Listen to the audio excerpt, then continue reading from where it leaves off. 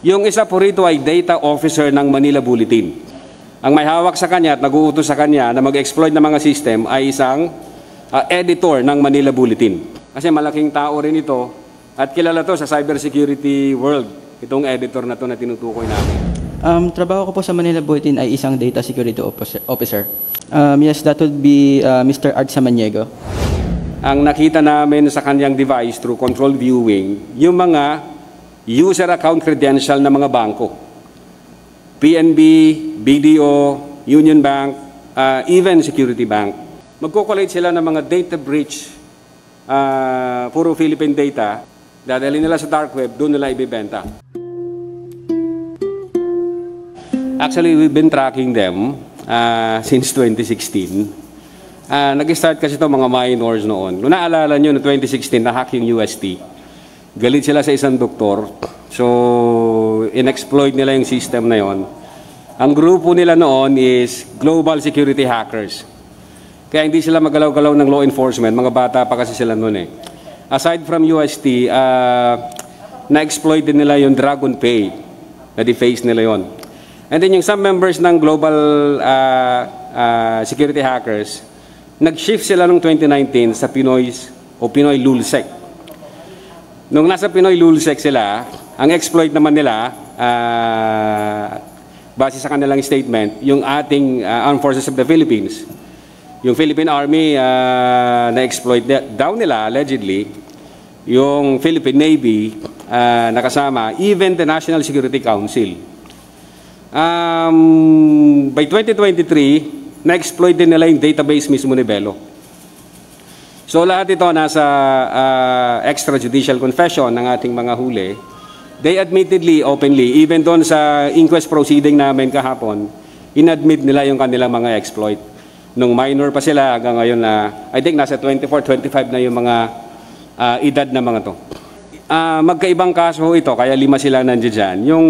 Yung dalawa ho dyan, kagabi lang ho namin nahuli. Sila naman ho yung engaged doon sa mga compromised go time accounts. Ito ho mga go time accounts, mga fake identification o fake information na nandiyan dyan. Ito po yung ginagamit pang-scam ng ating mga scammer. Ito yung direktiba ng ating direktor nung umupo siya, mas maganda raw maging proactive tayo. So in the sense, nung nag-cyber patrol kami, nakita namin rampant yung bentahan nito mga mule accounts na ginagamit ng mga cyber criminals. Before pa nila magamit doon sa criminal activity, hinuli na namin because under the law, mere possession as well as yung selling ng mga mule accounts na to, bawal ho sa batas ng Pilipinas. Doon sa mga hackers tayo, yung unang 3 pong nahuli namin, yung isa po rito ay data officer ng Manila Bulletin. As a matter of fact, ang ina-allege niya, base sa kanyang extrajudicial confession, ang may hawak sa kanya at nag-uutos sa kanya na mag-exploit ng mga system ay isang editor ng Manila Bulletin. Siya na ho ang magpapangalan doon kung sino. Marami ho siyang may kikwento sa inyo. And then pangalawa, yung isang hacker, isa ho siyang cyber security researcher ng isang malaking company sa BGC. Ayaw ko lang po munang pangalanan kasi under investigation po yon. Pero doon po siya employed. Yung isa naman, graduating student siya. Ayoko hong i-disclose yung school niya para sa security din niya. Pero dati siyang member din ng Pinoy Lulsec. Ang medyo worrisome dito sa nakita namin, si AKA Illusion, yung isa sa mga hacker dito, ang nakita namin sa kanyang device through control viewing, yung mga user account credential ng mga bangko. PNB, BDO, Union Bank, even Security Bank. So nakita namin, nandoon yung credentials, password, username, even OTP, nandoon, thousands of data. So magbe-verify kami, tatanungin namin yung mga bangko na to kung nag-i-exist ba itong mga data. Kasi ito ho yung gagamitin ng mga scammers natin sa kanilang exploit. Kaya ho nahihirapan ng law enforcement sa pagtatrack. Kasi yung mga recorded na identity, puro fake. Dahil ho dito yan sa kanilang hawak na mga database. Ayaw ko magsalita nung sagana ng akin. I would like to quote base doon sa extrajudicial confession ng ating mga hackers, actually, galing daw sa editor yung direction kung ano yung i-hack at pagkatapos ma-hack, yung editor na raw yung bahalang mag-exploit kung ano gagawin niya. During investigation din namin, nakita namin na bawat incident o cyber incident, itong editor na to, siya yung naunang mag-post ng article about the hacking incident. Lagi siya, nakita namin yung pattern doon. At according din sa ating hacker, nung hinak nila yung Armed Forces of the Philippines and National Security Council, that was the directive ng editor na yon. Kasi meron din kaming nakitang allegation na itong editor daw na to ay nagbabayad sa mga local hackers para maghanap ng mga vulnerability sa system sa buong Pilipinas. So gusto namin i-validate yan, i-verify yan, kasi malaking tao rin ito at kilala to sa cybersecurity world, itong editor na to na tinutukoy namin. Alam ho ng mga hacker natin na nasa loob. Editor ho siya ng Manila Bulletin. We have personal knowledge na itong mga hackers natin is in possession ng mga sensitive data, in possession ng mga code script na pinagbabawal ng Republic Act 10175. And at the same time, with that personal knowledge, na-track namin sila yung kanilang movement.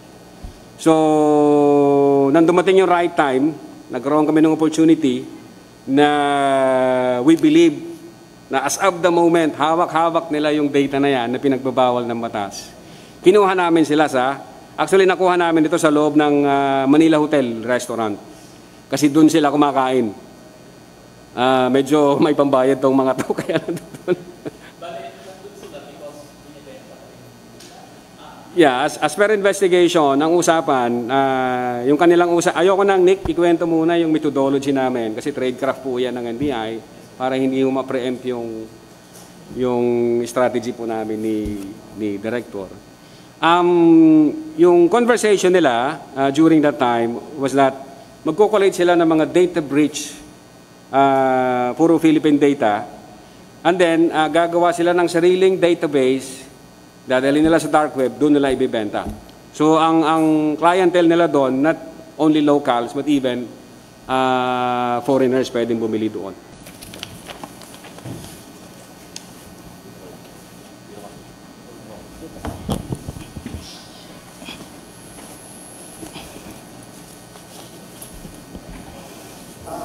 Sir, magandang araw po, sir. Magandang araw din po. You don't have to identify yourself. Wala akong bawal ng pangalanan po kasi kayo. Pwede niyo po bang i-confirm lang, sir, yung binanggit po ng NBI, gaano po, yung background po muna, ano po yung trabaho po niyo? Trabaho ko po sa Manila Bulletin ay isang data security officer. Ilang taon na po? 5 years na po. 5 years na po? Yes po. As a data security officer, ano po yung inyong task? Ako po yung nag-handle ng overall security ng Manila Bulletin. Ako din yung nagme-maintain and nagpapatakbo ng mga servers, updates, pag may mga improvements sa websites. Okay. Pwede po ba lang po? Yes, that would be Mr. Art Samaniego. Actually, nakilala ko si Sir Art during my LOLSEC, Pinay LOLSEC days. So, I will sell him details of my exploit, kung paano ko ginawa yung exploit, show him what we call the POC or proof of concept para mapatunayan ako mismo yung nag-hack and may hacking na nangyari. So nag-send po ako sa kanya ng database para mapatunayan na ito yung data, paano nangyari, ito yung severity. In return po gagawan niya ng article. Kailan po nagsimula ito? 2018 or 2019? 2018? Or 2019? Pre-pandemic pa? Yes po. Okay. Ano po yung pinaka-recent na pinagawa po niya bago po kayo nahuli? Hindi ko lang maalala kung anong year, pero ito po yung sa One Sambayan. Ano? One Sambayan. Yung coalition po. Meron po silang mobile app. Ito yung Pro-Lenny, Yes po. One Sambayan. Yes po. Ano po yung pinagawa niya? Nag-ask siya sa akin kung pwede ko i-check. Check means look for vulnerability, yung application. So sinubukan niyo pong i-hack? Yes po. Ano po nangyari?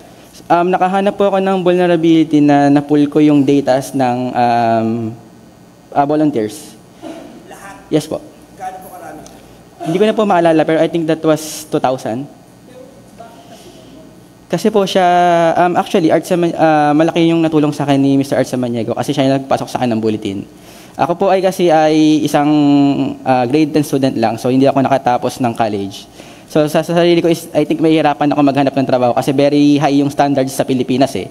Siyempre, hindi ka naman agad i-hire ng company kung hindi ka college graduate. Pero specifically ba na sinasabi niya i-hack mo ito? Or sinasabi lang kasi baka pwede mo? Yung suggestion niya kasi is directly, indirectly eh.